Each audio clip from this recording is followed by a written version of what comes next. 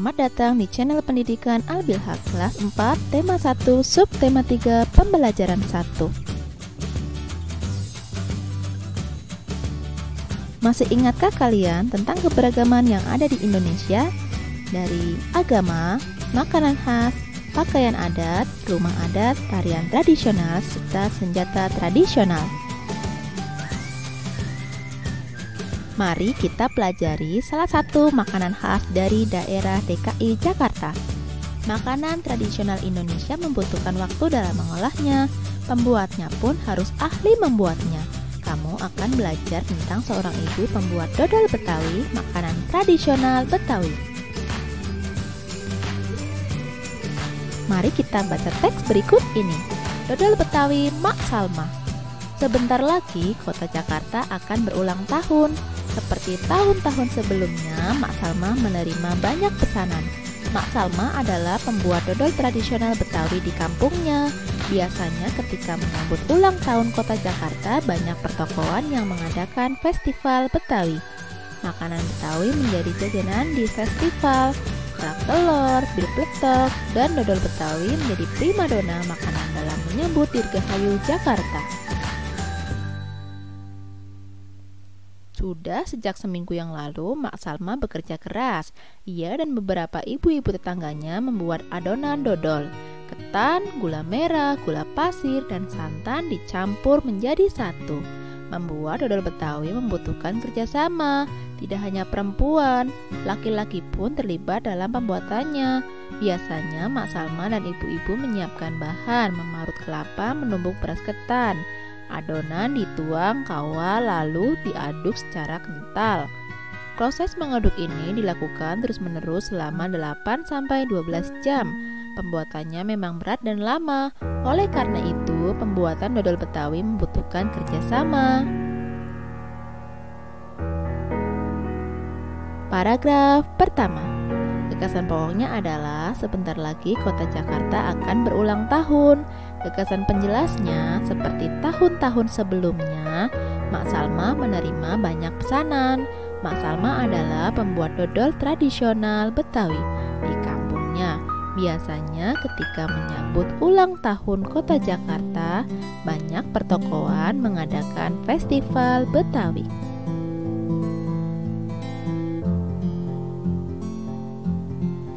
Untuk memenuhi pesanannya, Mak Salma selalu melibatkan tetangga-tetangganya. Mak Salma ingin rezeki yang diperolehnya dari dodol Betawi tidak dirasakan sendiri. Mak Salma juga ingin dodol Betawi selalu dikenal. Ia ingin warga di sekitarnya juga ikut melestarikan makanan tradisional milik kampung sendiri.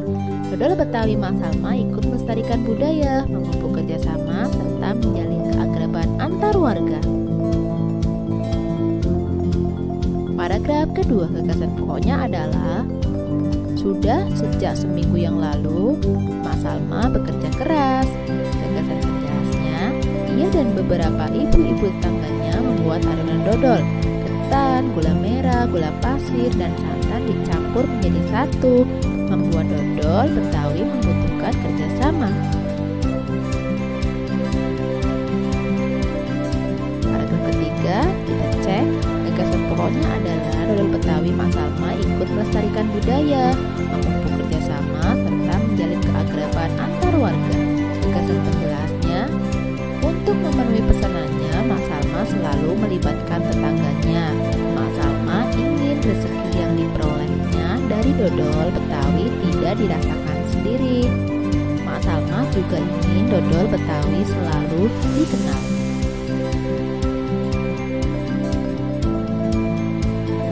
Kita simak makanan khas dari daerah lainnya. Yang pertama, sego jamblang dari Cirebon, Jawa Barat. Nasi pecel Madiun dari Jawa Timur. Lontong sayur dari Jawa Barat dan DKI Jakarta. Selanjutnya adalah makanan khas dari daerah Yogyakarta, sego gudeg. Kemudian nasi kerabu yang berasal dari Gresik, Jawa Timur.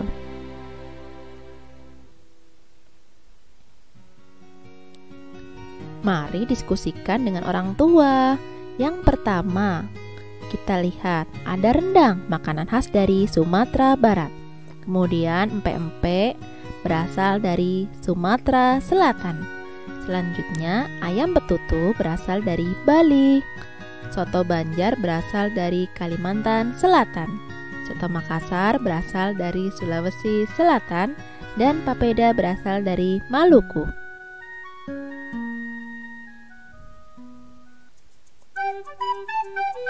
Tahukah kalian bagaimana pedagang menawarkan makanan tradisional? Di beberapa daerah, makanan tradisional ditawarkan penjual dengan berkeliling kampung. Terkadang mereka berteriak atau membunyikan alat menawarkan makanan tersebut. Suaranya nyaring terdengar. Mari kita melakukan percobaan pemantulan dan penyerapan bunyi. Kalian di sini bisa melihat ya tujuan, alat dan bahan serta langkah kerjanya. Kita jawab pertanyaan berikut ini. 1. Apa yang terjadi dengan gelombang bunyi pada kedua tabung jika kamu meletakkan piring kaca? Yang kedua, ketika piring kaca diganti dengan gabus yang empuk, apa yang terjadi? Jelaskan. Jika saya meletakkan piring kaca, akan terjadi pemantulan bunyi karena gelombang bunyi mengenai benda padat dan keras. Yang kedua, jika piring kaca diganti dengan gabus yang empuk, akan terjadi penyerapan bunyi karena gelombang bunyi mengenai benda yang halus dan lunak.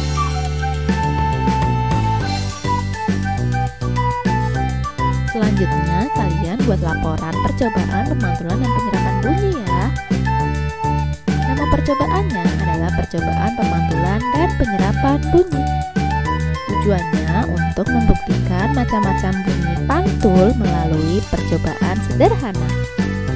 Alat dan bahannya piring kaca, piring plastik, piring kaleng, gabus, 2 tabung kertas, beberapa buku, dan arloji.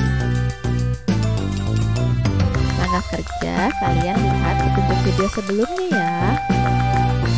Hasil percobaan, jika bunyi mengenai benda keras, gelombang bunyi akan dipantulkan. Jika bunyi mengenai benda lunak, gelombang bunyi akan diserap. Kesimpulannya, bunyi dapat mengalami pemantulan dan penyerapan. Pemantulan terjadi jika mengenai benda yang keras seperti kaca, kaleng. Kemudian penyerapan terjadi jika mengenai benda yang lunak seperti gabus.